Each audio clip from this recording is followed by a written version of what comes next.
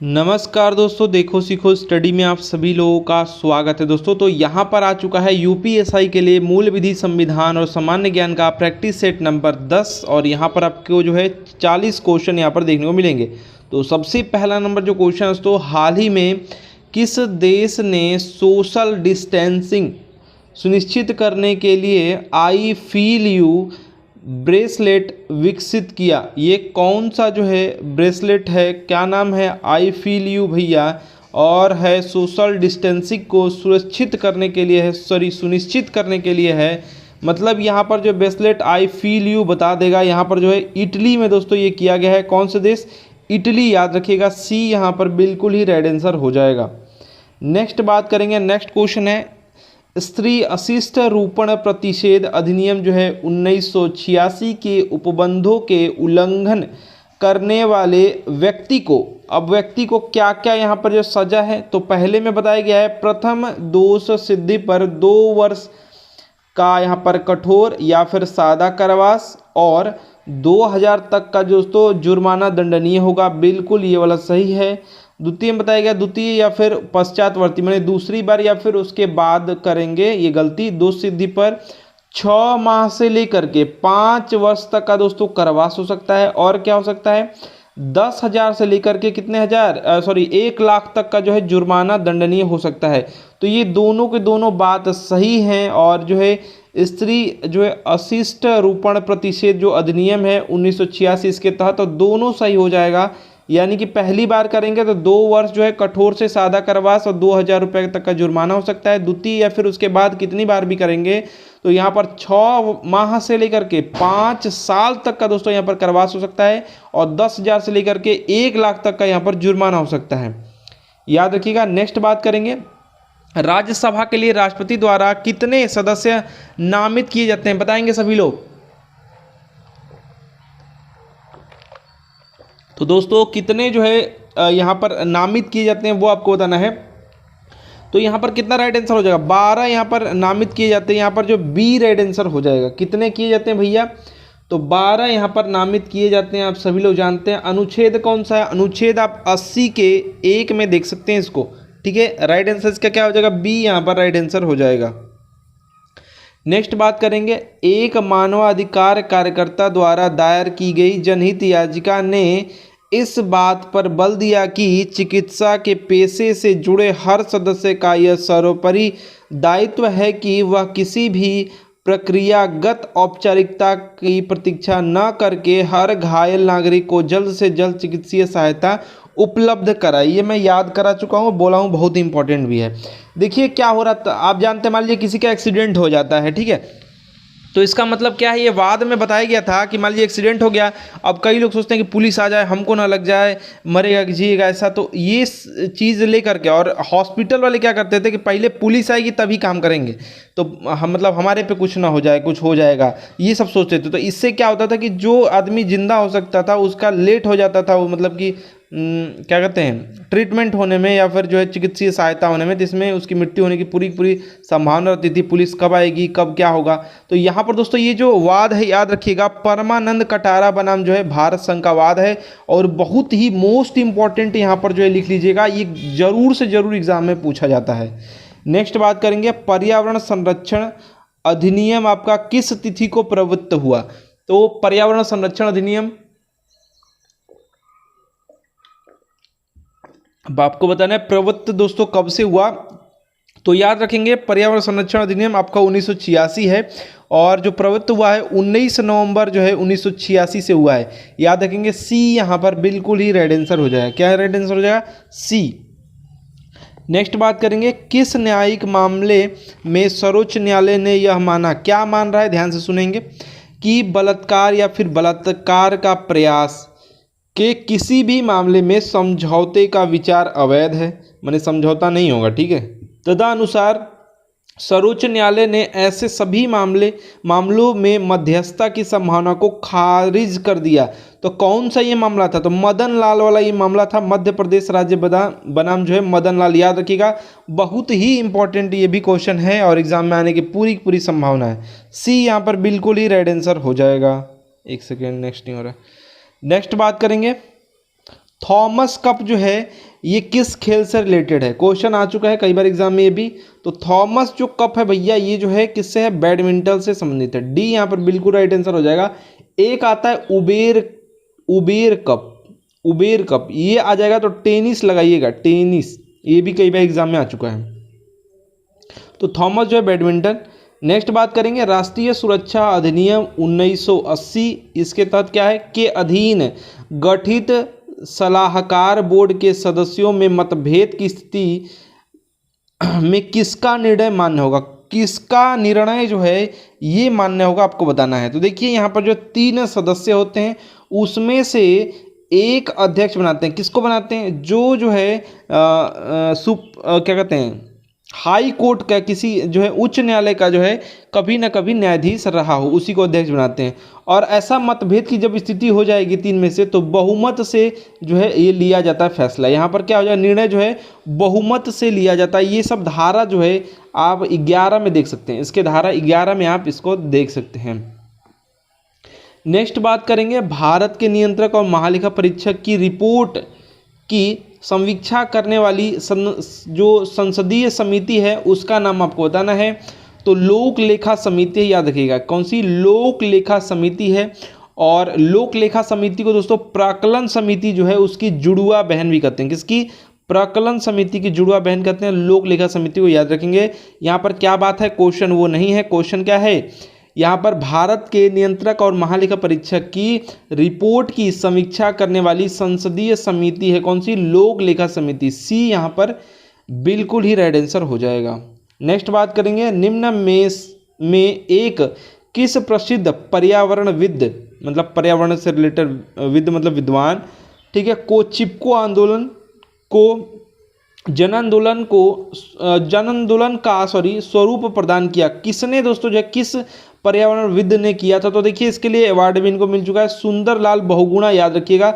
और एग्जाम में इसको घुमा फिरा के क्वेश्चन आता है, ठीक है, मतलब कभी यहाँ पर पर्यावरणविद कह देगा, कभी यहाँ पर चिपको आंदोलन से कौन रिलेटेड है ऐसे आ जाएगा। तो ये सब क्वेश्चन घुमा के आता है। तो बी यहाँ पर बिल्कुल ही राइट आंसर हो जाएगा, ठीक है, सुंदरलाल बहुगुणा, या बहुगुणा से आप याद रखिएगा, ठीक है, बहुत गुण था इनके में, ऐसे करके आप ट्रिक से याद रखेंगे।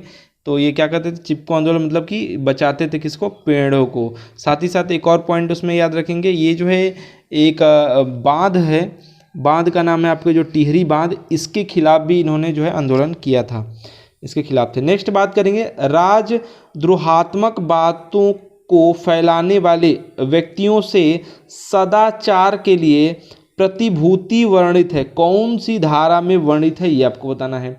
तो ये धारा नंबर आपके 108 में वर्णित है, याद रखेंगे 108 में क्या है, राजद्रोहात्मक बातों को फैलाने वाले व्यक्तियों से सदाचार के लिए प्रतिभूति वर्णित है, धारा नंबर 108 में। नेक्स्ट बात करेंगे कांस्य मतलब ब्रॉन्ज जिसको कहते हैं मिश्र धातु होता है, और किसका दोस्तों, इसके जो घटक हैं वो कौन कौन से हैं, मिश्र धातु के प्रमुख घटक कौन कौन से हैं आपको बताना है, कौन से भैया। देखिए कांस्य जो भैया बनता है वो तांबा प्लस जो है टीन से बनता है, और टीन को ही रांगा कहते हैं, याद रखिएगा। यहाँ पर ऑप्शन में टीन दिया नहीं है, तो याद रखेंगे तांबा प्लस टीन या फिर रांगा आ जाएगा, तो याद ऑप्शन में टिक करना है आपको, बी यहाँ पर बिल्कुल ही राइट आंसर हो जाएगा। नेक्स्ट बात करेंगे सिंधु घाटी सभ्यता को जो है क्या कहते हैं, कांस्य युगीन सभ्यता भी कहते हैं, इसीलिए कहते हैं यहाँ पर जो है तांबा टीन मिला के ये कांस्य बनाते थे। नेक्स्ट बात करेंगे निम्नलिखित में से कौन धारा 4 के अधीन राज्य सरकार द्वारा नियुक्त किया जाता है, कौन जो है राज्य सरकार के द्वारा दोस्तों जो है राज्य सरकार द्वारा नियुक्त किया जाता है धारा 4 के अधीन। तो देखिए यहाँ पर जो है मुख्य वन प्राणी अभिरक्षक भी आपका, अवैतनिक जो आपके वन्य जीव संरक्षक है ये भी, और वन्य प्राणी अभिरक्षक भी, यानी यहाँ पर ऑप्शन नंबर जो है डी राइट आंसर हो जाएगा, सभी यहाँ पर किए जाते हैं, ठीक है। नेक्स्ट बात करेंगे निम्नलिखित में से कौन सा उड़न राख का कारण है। तो उड़न राख क्यों बनता है भैया, कोयले से बिजली बनाते हैं ना, तो वहाँ पर देखिए कोयला दहन जहाँ जहाँ होता है वहाँ पर उड़न राख आपको मिल जाएगा। मैंने यहाँ पर कोयला दहन ऊर्जा केंद्र के कारण जहाँ दोस्तों जो है उड़न राख का ये कारण है काफ़ी बड़ा सा, तो दोस्तों यहाँ पर बी रेड आंसर हो जाएगा। नेक्स्ट बात करेंगे भारत की संविधान सभा किसके कहने पर दोस्तों बनाई गई थी, बहुत ही इंपॉर्टेंट क्वेश्चन है, कई बार एग्जाम में आ चुका है भैया। तो ये जो है कहेंगे कैबिनेट मिशन के जो है प्रस्ताव पर जो भी कह सकते हैं। यहाँ पर 1946 में दोस्तों जो है संविधान सभा दोस्तों जो है बनाई गई थी, या फिर इसका जो मुख्य उद्देश्य था क्या था, जो है यहाँ पर संविधान को बनाना ही। ठीक है, तो यहाँ पर दोस्तों राइट आंसर जो हो जाएगा क्या हो जाएगा, कैबिनेट मिशन। नेक्स्ट बात करेंगे बारोबुदुर किसका स्थल है दोस्तों, तो ये बारोबुदुर जो है जावा में है और 8वीं शताब्दी में दोस्तों जो है निर्मित ये है, और एक बृहद स्तूप है। स्तूप मतलब कि ये बौद्धों से रिलेटेड है, बौद्ध धर्म से रिलेटेड है, याद रखेंगे। बी यहाँ पर बिल्कुल ही रेड आंसर हो जाएगा। नेक्स्ट बात करेंगे बारोबुदुर है भी तो बौद्ध है, याद करना आसानी है। प्रसिद्ध जो है उपन्यास है द गाइड, किसने लिखा है, द गाइड है तो ये द मतलब कि अंग्रेजी में है, ये तो आप समझ ही रहे हैं। किसने लिखा है ये बताना है। पिक्चर भी बन चुकी है भैया, यहाँ पर R.K. नारायण, याद रखिएगा किसने लिखा है, R.K. नारायण ने दोस्तों ये जो है लिखा है। आप 1958 याद रखेंगे, यहाँ पर जो राइट आंसर हो जाएगा R.K. नारायण। नेक्स्ट बात करेंगे सापेक्षता का सिद्धांत किसने विकसित किया। सापेक्षता का सिद्धांत दोस्तों अल्बर्ट आइंस्टीन ने दोस्तों जो है विकसित किया है। इसका राइट आंसर क्या हो जाएगा, इसका यहाँ पर राइट आंसर हो जाएगा डी, यहाँ पर बिल्कुल ही राइट आंसर हो जाएगा 1916 में। नेक्स्ट बात करेंगे मानवाधिकार आयोग के अध्यक्ष या सदस्यों को कौन हटा सकता है, राष्ट्रपति दोस्तों। यहाँ पर बिल्कुल ही जो है राइट आंसर क्या हो जाएगा, सी यहाँ पर हो जाएगा, राष्ट्रपति। नेक्स्ट बात करेंगे क्वींसबरी नियम जो है, क्वींसबरी नियम एक नियम संग्रह है जो निम्नलिखित में से किस खेल पर सीधा प्रभाव डालता है। ये मुक्केबाजी पर दोस्तों सीधा प्रभाव डालता है, मुक्केबाजी पर दोस्तों ये जो है सीधा प्रभाव डालता है। जॉन जो है चैम्बर्स दोस्तों 1867 जो है यहाँ पर हल्का वर्ग और मीडियम मतलब वजन के हिसाब से यहाँ पर ये जॉन मतलब कौन इसको खोजा था या फिर जो है प्रतिपादित किया था, ऐसा कुछ क्वेश्चन आ जाएगा। तो जॉन चैम्बर्स याद रखेंगे 1867 में। ठीक है, और रिलेटेड किससे ये है, मुक्केबाजी से है, याद रखिएगा बी।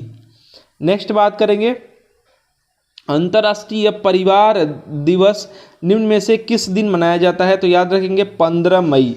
15 मई क्या मनाते हैं, अंतर्राष्ट्रीय फैमिली डे या फिर इंटरनेशनल फैमिली या फिर अंतर्राष्ट्रीय परिवार दिवस। डी यहाँ पर बिल्कुल ही राइट आंसर हो जाएगा 15 मई। नेक्स्ट बात करेंगे निम्नलिखित में से कौन एक विशिष्ट जो है चित्रकार है, कौन जो है इसमें से एक विशिष्ट चित्रकार है, तो अमृता शेरगिल जी हैं। सी यहाँ पर बिल्कुल ही राइट आंसर हो जाएगा, अमृता शेरगिल जी दोस्तों जो है हैं, यहाँ पर राइट आंसर सी हो जाएगा।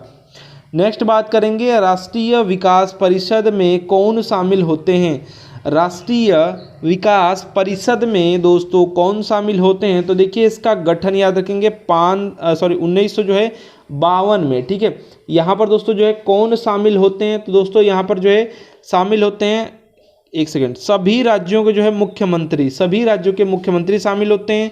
साथ ही साथ यहाँ पर पूछ लेगा कि अध्यक्ष कौन होता है, तो पीएम यहाँ पर अध्यक्ष होते हैं। कौन अध्यक्ष होता है, प्रधानमंत्री जो होते हैं वो अध्यक्ष होते हैं, सभी राज्यों के मुख्यमंत्री शामिल होते हैं। इसका गठन जो है राष्ट्रीय विकास परिषद का कब हुआ है, 1952 में हुआ। ये पॉइंट्स जो हैं याद रखेंगे, कुछ भी पूछ देगा। नेक्स्ट बात करेंगे एक फूल के नर भाग को क्या कहते हैं, तो नर भाग माने कि पुरुष भाग, पुरुष मतलब फूल का क्या हो जाएगा, पुंकेसर हो जाएगा। क्या हो जाएगा, पुंकेसर। यहाँ पर ए जो है राइट आंसर हो जाएगा, क्या हो जाएगा, पुंकेसर हो जाएगा। कुछ इंपॉर्टेंट चीज़ है यहाँ पर, स्त्री भाग पूछ देगा या फिर जो है मादा भाग, तो क्या करेंगे याद रखेंगे, स्त्री केसर कहते हैं उसको, स्त्री केसर कहते हैं, लिख नहीं पा रहा हूँ मैं, ऐसे याद कर लीजिएगा। या फिर इसको क्या कहते हैं, अंडप भी कहते हैं, अंडप कहते हैं। ये दोनों बात याद रखेंगे।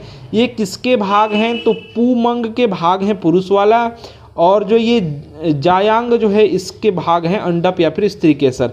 ये पॉइंट काफ़ी इंपॉर्टेंट है।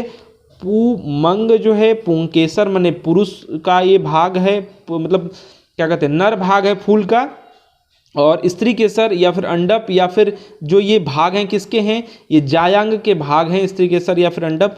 ये एग्जाम में पूछा जा सकता है, कुछ भी पूछेगा, याद रखेंगे। नेक्स्ट बात करेंगे सांची का महान स्तूप दोस्तों ये कहाँ है, तो ये महान स्तूप है सिर्फ बोल दिया है। तो ये दोस्तों कहाँ है, मध्य प्रदेश में है, याद रखेंगे कहाँ पर है, सांची का स्तूप भैया मध्य प्रदेश, याद रखिएगा, बहुत बार एग्जाम में आ चुका है ये भी। तो दोस्तों जो है इसका अगर यहाँ पर बात करें स्तूपों की, तो स्तूप दोस्तों यहाँ पर आपको 3 मुख्य स्तूप मिल जाएंगे, जिसमें से जो बड़ा, एक सेकेंड हट गया क्या, तो दोस्तों यहाँ पर जो है इसमें से 3 मिल जाएंगे, इसमें से जो बड़ा है उसको महास्तूपा कहते हैं या फिर महास्तूप कहते हैं, महास्तूप कहते हैं। दोस्तों इसका अगर निर्माण बात करें तो अशोक ने करवाया था।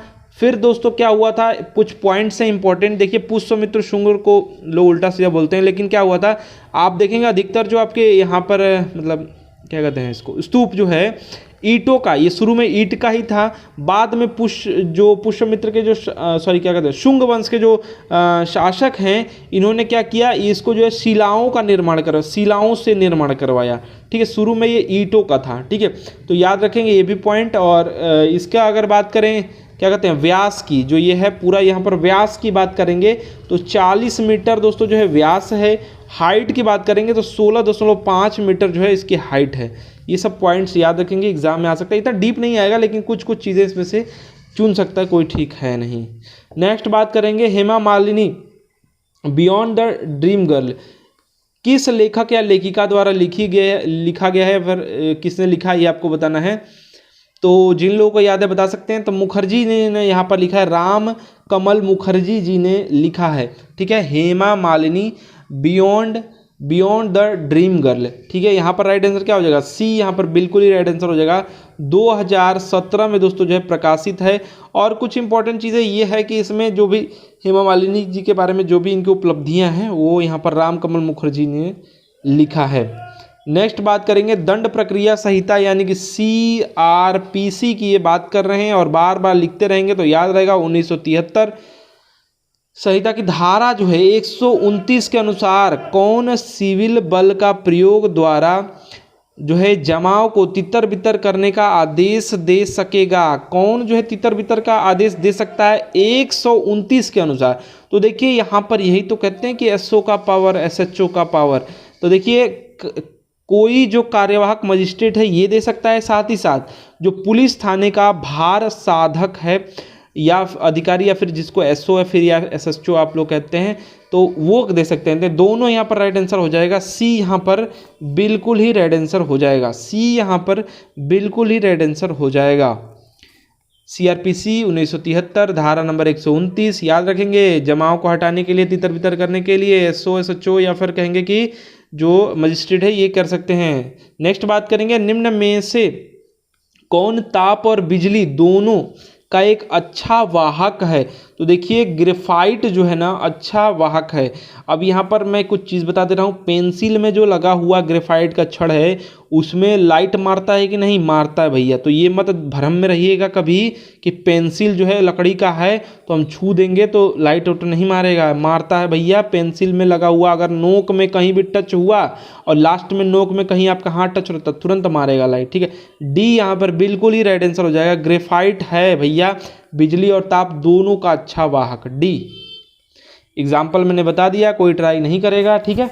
नेक्स्ट बात करेंगे जनहित याचिका एक पत्र द्वारा कौन दायर कर सकता है, व्यथित व्यक्ति माने जिसको प्रॉब्लम है वो, या फिर आपका ए और सी। तो सी पहले देख लें, सामाजिक हित की भावना रखने वाले व्यक्ति ये भी कर सकता है, बिल्कुल ये पोस्ट कार्ड वाला किया जा सकता। तो यहाँ पर सभी मतलब कि ए और सी दोनों हो सकता है, तो यहाँ पर राइट आंसर करेंगे वो बी करेंगे, ठीक है, चुनना भी थोड़ा सा दिमाग लगा के। नेक्स्ट बात करेंगे भारत में राष्ट्रीय वनस्पति अनुसंधान संस्थान कहाँ है भैया, ये है कहाँ है, लखनऊ में है। क्या है, भारत में राष्ट्रीय वनस्पति अनुसंधान संस्थान जो है ये कहाँ पे है, लखनऊ में। ए यहाँ पर बिल्कुल ही राइट आंसर हो जाएगा, ठीक है। चलिए लखनऊ में दोस्तों, और CSIR इसी को कहते हैं, एक सेकेंड। नेक्स्ट बात करेंगे मुख्यमंत्री की नियुक्ति की जाती है दोस्तों, किसके द्वारा की जाती है बताएंगे कमेंट बॉक्स में जिनको याद है। तो राज्यपाल के द्वारा मुख्यमंत्री की जो नियुक्ति है वो किसके द्वारा की जाती है भैया, तो ये की जाती है किसके द्वारा, राज्यपाल के द्वारा। एक सेकेंड, जी राज्यपाल के द्वारा। यहाँ पर जो राइट आंसर हो जाएगा वो ए ही हो जाएगा, राज्यपाल के द्वारा। और यहाँ पर जो है मैं प्रधानमंत्री सोचने लगा, तो यहाँ पर 164 जो है यहाँ पर आप देख सकते हैं राज्यपाल के द्वारा 164 के 1 के अनुसार राज्यपाल के द्वारा ए यहाँ पर बिल्कुल ही राइट आंसर हो जाएगा। अन्य मंत्री का भी राज्यपाल ही करता है और जो है मतलब मुख्यमंत्री की सलाह से कहेंगे तो वही करता है, लेकिन जो क्वेश्चन आएगा तो राज्यपाल ही मारेंगे आप। प्रसाद पर्यंत जो कहते हैं वही है। नेक्स्ट बात करेंगे, आप एक पुलिस निरीक्षक, निरीक्षक मतलब कि आप इंस्पेक्टर को निरीक्षक करते हैं, उप निरीक्षक करते हैं एसआई को, तो इंस्पेक्टर की बात कर रहा है। आप इंस्पेक्टर हैं, एक परिवादी आपके पास परिवाद करने आता है, उसके साथ आपका व्यवहार होगा क्या, तो सहयोगात्मक व्यवहार करेंगे आप, ठीक है। अच्छा व्यवहार तभी ना आपका नाम होगा, अच्छा काम करेंगे तो। यहाँ पर बिल्कुल ही नैतिकता से रिलेटेड क्वेश्चन है। सहयोगात्मक बने, जितना हो सके उसकी हेल्प करने का प्रयास करेंगे आप, बढ़िया से उसका जो है परिवाद करेंगे। नेक्स्ट बात करेंगे, यहाँ पर जो है बढ़िया से मतलब कुछ और मत निकल लीजिएगा, ठीक है। तो यहाँ पर नेक्स्ट जो है यहाँ पर क्या कहते हैं, यहाँ पर चित्र दे रखा है, निम्नलिखित चिन्ह क्या दर्शाता है, ये ट्रैफिक रूल का कोई सिंबल है, इसका मतलब क्या होगा। तो यहाँ पर एक स्कूटर है या फिर बाइक है, उसको क्रॉस किया है, यहाँ पर एक कार है, इसको क्रॉस किया है।